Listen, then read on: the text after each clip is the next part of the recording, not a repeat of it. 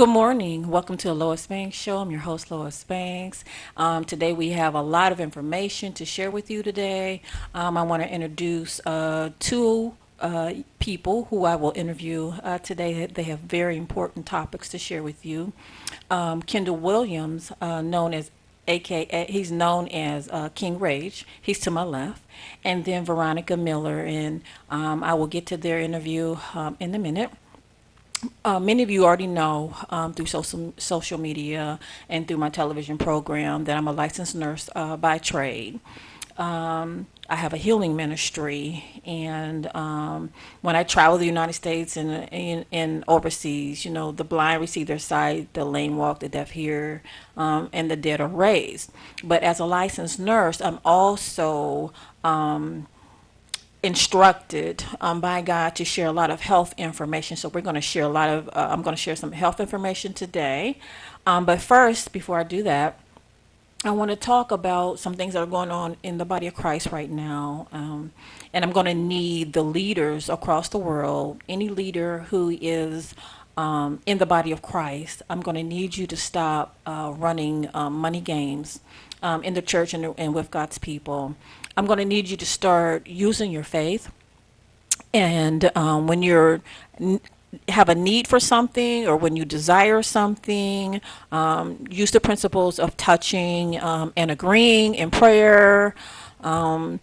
But stop begging people for money on the television. You make my job harder when I go out and I'm trying to fish for souls and bring people to the kingdom. You make my job harder when you're playing the money game. So I'm going to ask everybody to stop doing that across the world.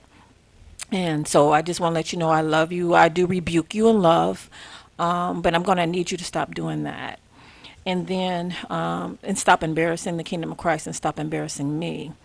And then the other thing is, I went and I did a colonic yesterday. I went to the Centers for Natural Healing, located at 1103 South Washington, Royal Oak, Michigan, 48062. The telephone number is 248-543-2020. And my hydrotherapist's name was Nancy. She did a wonderful job. Michelle Sobel is the owner of the Centers for Natural Healing. And I just briefly want to say to you, it's very important that you, from time to time, clean out your colon. Clean it out. Make sure you don't have fecal matter lodged inside of your colon. It's your responsibility to clean out your body, just like it's your responsibility to brush your teeth. God is not going to clean your body out for you. So I just want to bring that to everybody's attention. If you have Crohn's disease or diverticulitis or any kind of colon issues, of course, you have to seek permission from your healthcare provider before you do that. But if you don't have those colon issues, be mindful and be proactive to keep your body cleaned out. It's very, very important to do that.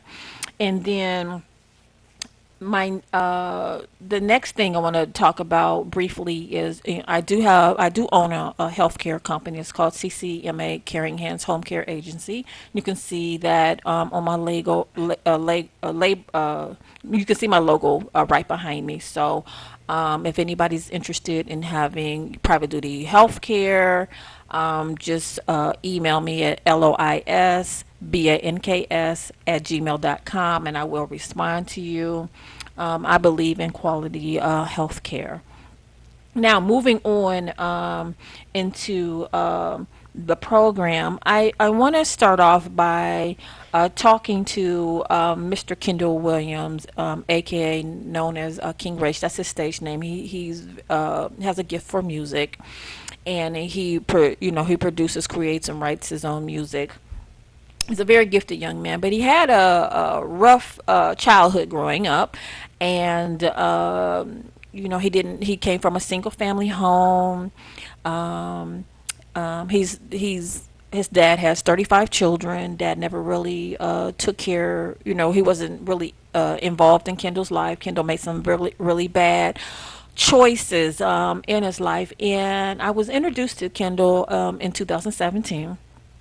And I remember the conversation regarding his experience, his church experience. He got involved in the church, and the so-called pastor basically told Kendall that church isn't real, the power of God's not real, and everything was a game. And that really made me angry, because if people who know me know that I flow in the power of God, and I know how to release the power of God. So what I did was I asked Kendall if he wanted to see a miracle right before his eyes. He said yes.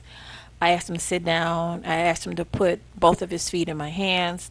I just gave a command, a verbal command with my mouth, and I command his left leg to grow in my hand, and it grew 2 inches. And then I told the left leg to grow back and to retract 2 inches, and it went back. So he felt the bone grow out in my hand. He saw it with his eyes, and then he saw it retract and go back into its regular position. And ever since then, of planting that seed in that young man, God began to do a work with him, but he was still struggling and dealing with some things that he was involved with, around his childhood and growing up. But God still had his hand on him. But recently, Kendall, you got involved with hanging around the wrong crowd of people after I gave you a warning. I told you to be careful who you're hanging around with.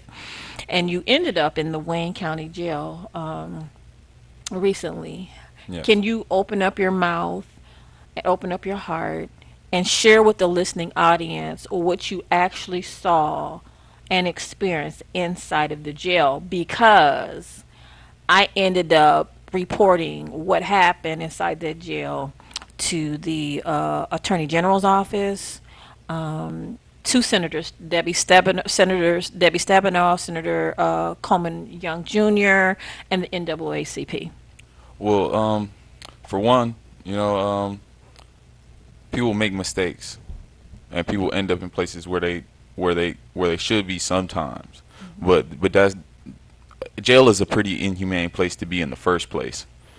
The one thing that I have to say is that for an inhumane place, Wayne County Jail had a very inhumane spin on the inhumane place, because when I went up into quarantine, it was so unbearably hot, and there was no way to even get away from the heat, and we were asking for like water, like the water inside of the faucets were coming out, and it was almost like as if it was almost coffee hot. We didn't have any type of ventilation or anything to be able to keep us from that heat. They were ignoring like the emergency button and everything when people were passing out and everything. It was people screaming in the other cells. We could hear them like, "Hey, this guy's passed out. He's just laying here." They're pressing the emergency button. They're ignoring their emergency button, and we had to press our emergency button a whole bunch of times in order to get anybody to even respond. And that's even more inhumane than what it already is. I'm already inside of a cell, and I'm looking outside and wondering what time it is all the time. And it's just more inhumane that I have to deal with not being able to drink any water, and the heat is so unbearably hot that I could pass out in any second. I could just die at any second, like not even from anybody else, because usually when people go into jail, they're worried about other people hurting them. But now I'm just worried about, am I gonna live past the next day? So did you experience anyone dying in jail? Did you hear about that? Did you see that? Did you see anybody get hurt? Well, it was a couple of people that did end up dying in there. It was a woman that ended up dying because of the heat. There was another woman that was down there inside of the medical unit because they had told me to go down to go get my TB shot, and it was a woman who was miscarriaging, and she ended up saying like, I'm miscarriaging. She's holding her stomach, she's walking, and they're yelling at her, telling her to just keep walking, walk it off, In the like hot heat? in the hot heat. Like no one could walk off a miscarriage. So what happened to that young woman? Her baby died. She ended up getting very sick, and she ended up, I believe, she passed too. Wow, wow. So, Kendall, I know you learned your lesson. During this whole process, your mother contacted me. I spoke to your mother once or a couple times on the phone. I've never met her in person. When she contacted me and asked me to come down to the Wayne County Jail and to pick you up and her up and to take her home, I remember when I got down to the Wayne County Jail, your mother told me that the bondsman came. Finally, I mean, your bond was actually paid at 6 p.m. in the evening, but the bondsman took off with your money, didn't come down and fill out the paperwork, left you in the jail another 5 additional hours. And then your mom told me late at night that it would be another 6 to 8 hours to release you. And I told her that didn't make sense. Something's not sounding right. So I took my little self up to the door, spoke to the sheriff, and the sheriff told me the same thing. He said, you can't enter the building. It's going to be 6 to 8 hours before he's released. And I looked him straight in the eye and I said, I know what's going on inside of the jail on the 13th floor. I have a national television program. If you don't let me in there, I'm going to expose you on national television. He immediately let me in. Then I chewed out four more sheriffs. And then I reported what happened. Within an hour, you were released from jail. So I want the television audience to know that it's not only the Caucasian officers that are killing our black people. It's also the black officers killing our people as well. And you need to have a conversation with your children and teach them to stay on the right track. This is a message for anybody who's thinking about any kind of criminal activity. You're thinking about doing something you don't have no business doing. If you go to jail, you might not come out alive. I'm telling you from what we just personally experienced and what Kendall experienced. Kendall, I want you to look at the camera and I want you to talk to anybody, young or old, who's thinking about doing any kind of criminal activity and tell them, encourage them, instruct them All right, for to just sure. stay on the right path. For sure. If you're around someone and they tell you to do anything that's outside of what your parents raised you to do, then they're not your friend because your friend wouldn't want to see you inside of that situation. Just because you guys go to jail together doesn't mean that you're gonna stay in jail together either. Because when I got locked up, it was four of us.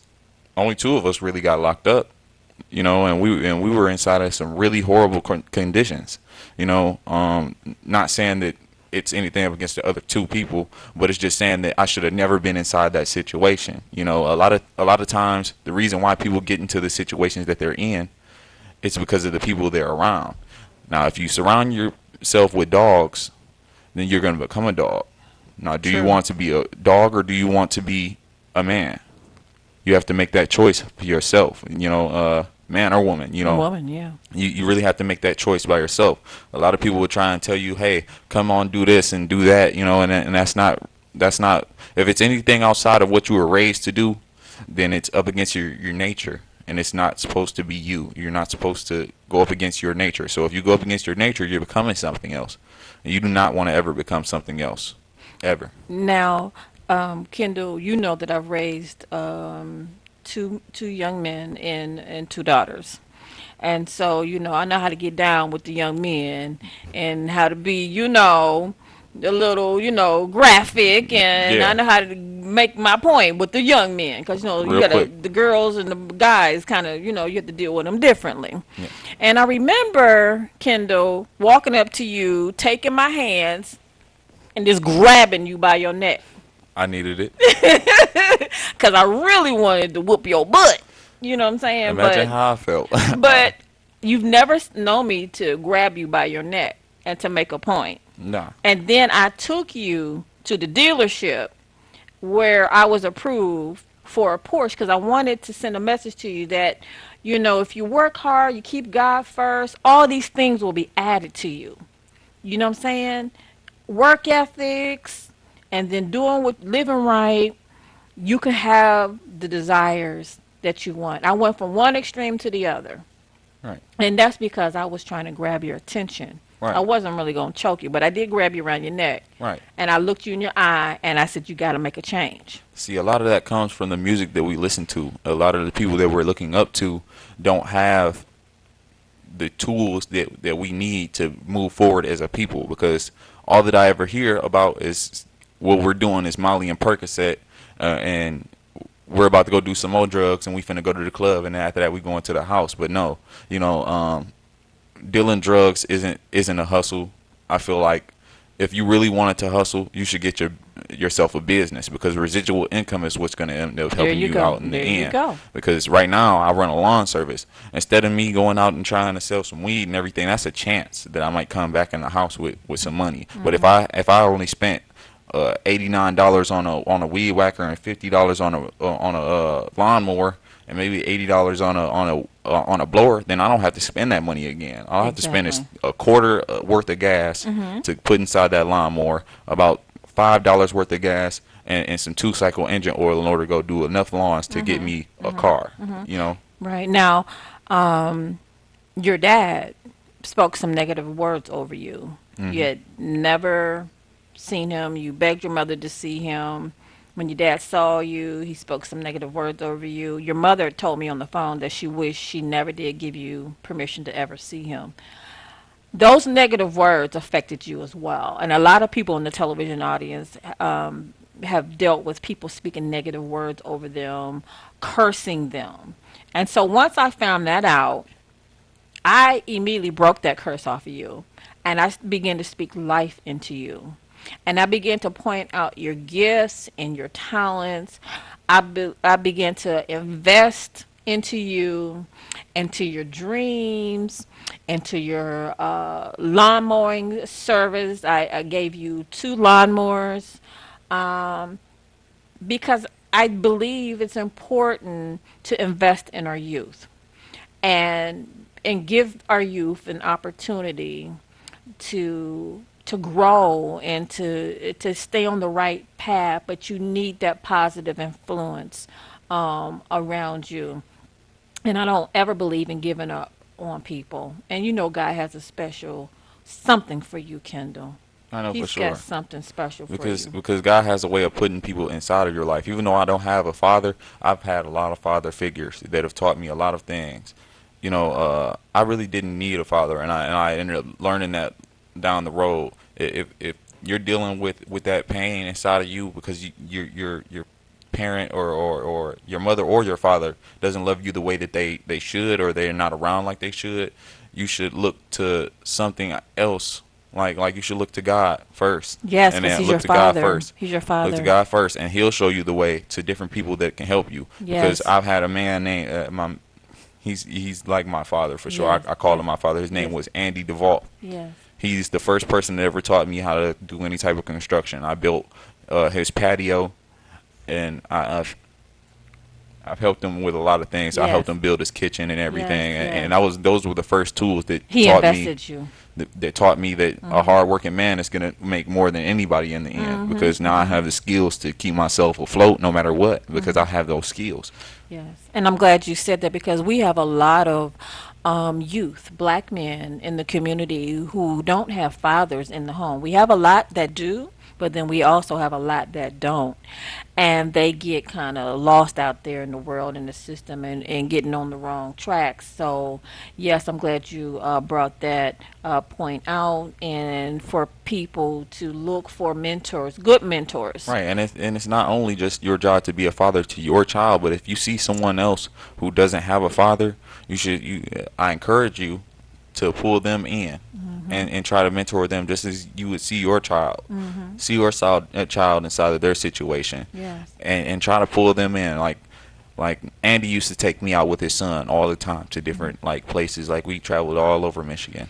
We went out and did things, and those were some of the best points of time in my life. You know, because he had ended up showing me that people can care about you. You know, if you see someone who needs care, I encourage you to give it, because Yes. a lot of people need it. Yes. Thank you so much, Kendall, for opening up your heart and sharing and helping a lot of people. Next, we're going to interview Miss Veronica Miller. Now, Miss Veronica is a personal friend of mine. We belong to the same church. And she's been a blessing to me in my life. And I wanted to bring her on to the program because this woman, who I call Bad Mama Jamma, she went on a 36-day fast.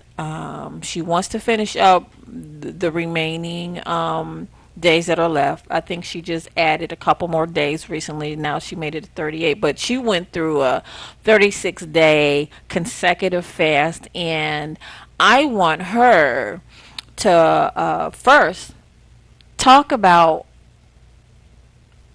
how God led you on that fast. I mean, because that's not something everybody wants to do. Stop eating for 36 days. I ain't want to do it either. But what had happened Speaking to your was, mic. I kept hearing radio programs and television programs and other people talk and preachers, and I was like, okay, why do I keep hearing this word? Let me confirm. So I said a prayer within myself, and when I said a prayer within myself, it was confirmed. I said, okay. So one day I happened to just be, was I on the phone with you when Yeah, I said, yes, yeah? you did. You were on the I phone with was me. watching a program on YouTube about someone who had changed their life with the Lord. And what happened? I had said a prayer within myself. How many days you want me to do this?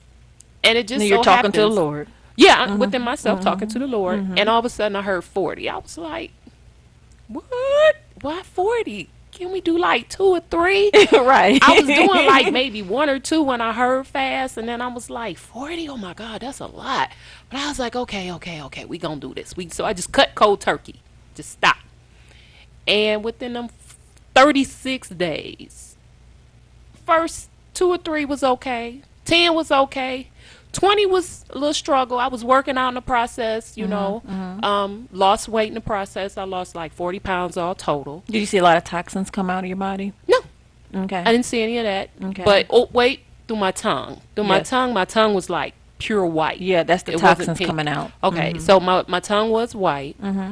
And what else? I was working out like 3 times a week. If I didn't feel it, I just did not go. What else? You spent time in the Word. in Yes, prayer. I did. I spent time praying in tongues and reading the word. And but then what was my suggestion to you to keep your blood sugar up so it oh, wouldn't drop? honey, and lemon and water. I did that kind of water? periodically. I Distilled took water? distilled water. I took distilled water. I'm working on being consistent, because I felt so weak that I was just like, I can't do anything, and I was just asleep. Right. But after I took the lemon and honey, I got my boost that I needed, and it was still a struggle. When I got to them 30 days, that was the trying time. I was real tired. Right. But and during my workouts, I had to take it a little bit easier than normal because me and my stomach was having a fight. Right. So we had to go, behind the bushes and have a conversation. And I just want to say that a lot of people don't know that when they stop eating, the body goes into a different mode. Okay. Your body begins to look for diseases, toxic chemicals, parasites, and it begins to clean it out and get rid of it. So when you're eating, your body's in a different mode. It begins to, digest the food, assimilate the food to the different cells, repair, and create new cells. The moment you stop eating, your body is programmed by God to look for diseases, sickness and disease, foreign invaders, anything in your body that should not be. It begins to get rid of it and get it out. And a lot of people have not tapped into that. Some people have. It's very important to have some kind of fasting regimen in your walk with God. Your body definitely needs to be cleansed, and you have to figure out between you and God how you're going to do it. Everybody's not called to a long fast. I personally do a 24-hour cleanse once a week with distilled water, raw honey, and apple cider vinegar with the mother. I, on purpose, go inside my body and clean it out once a week because the environment is very toxic, and you can't walk around and fill up with poison and think you're going to come out with health. So there's some things we have to do proactively to help take care of our body, and then I also combine that with fasting and pray. I pray in tongues that whole 24 hours. I'm shut in with the Lord. I'm not on, watching television and all that kind of stuff. It's just me and God. And I've been doing that for like over 20 years, taking care of my health. So that's just something near and dear to my heart. Now, while you were on your fast, God gave you 2 dreams. Okay. Share briefly. Share both of them. Oh, one dream was, don't know what it was, but I will put it this way. It were people getting shots and they were dying. These were adult people In the in hospital. the hospital. And the second one was were children and these were immune shots and they were dying. So those were the two dreams I had. Yes, and I thought that was very important because I know as a licensed nurse that people who have been giving their children immunizations, a lot of the children have been diagnosed with autism, and you're going to find more natural ways to build the immune system, such as making sure the vitamin D levels are normal, they're eating healthy, they're eating foods without the chemicals, and you're giving them pure water, not that sink water. Sink water has over 700 chemicals. And then be careful when you go into the hospitals. I always tell people, Satan has his own system of doing things. Be careful with those immunizations. Immunizations have a lot of mercury inside of them, poisons inside of them, and is a part of wiping off the population, and God wants you protected. So you have to be careful and prayerful.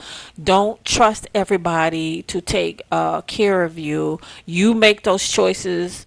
Find out what's going on. But there was a warning, two warning dreams about immunizations, one for adults and then the other one for children. So you need to be aware of that, and that came out of your fasting in your prayer. Yes. Okay.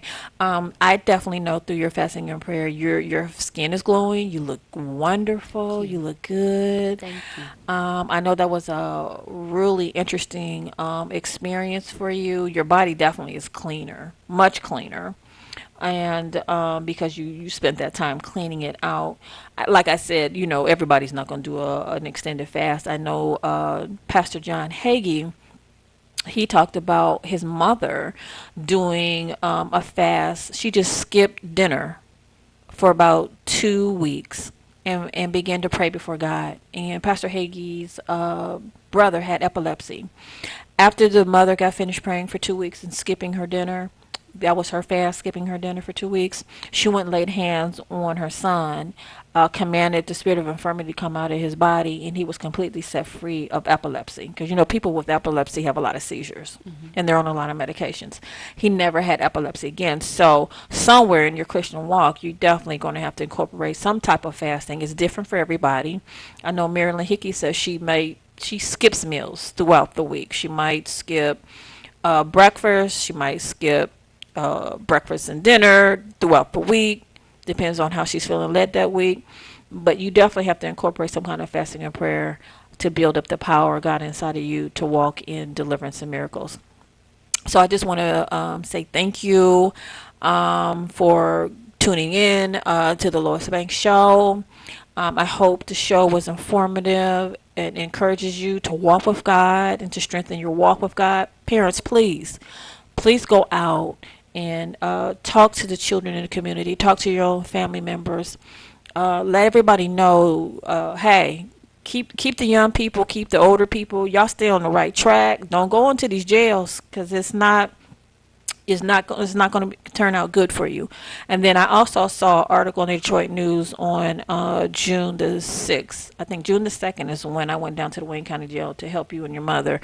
June the 2nd, the Detroit News wrote an article about the inhumane treatment at the Wayne County, but they didn't talk about the inhumane treatment coming from the black officers against the prisoners. So everybody, please keep that in prayer. Know what's going on in your community. And I pray that you have a blessed day. Thank you so much, and God bless you.